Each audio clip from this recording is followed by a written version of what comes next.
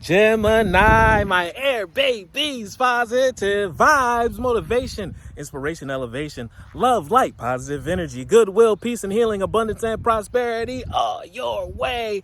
Please like, share, comment, and subscribe if this page has been a blessing to you. Check out my LinkTree. Link is in the bio. I do have some special treats there for you. Your word of the day is creation. What are you creating, Gemini? Because it's coming true. Your reality is about to shift to another and a higher level. You have evolved.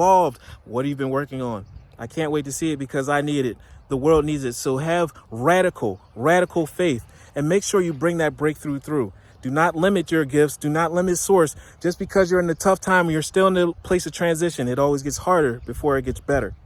I have the power to direct my life with constructive attitudes and a teachable spirit and a humble heart. I create what is best for my soul.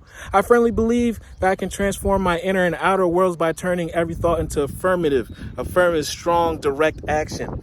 I act in the image of God and I bring light into my life by staying consistent because you're on the right track. Love one another. Be kind to one another. Love yourself. I love you too.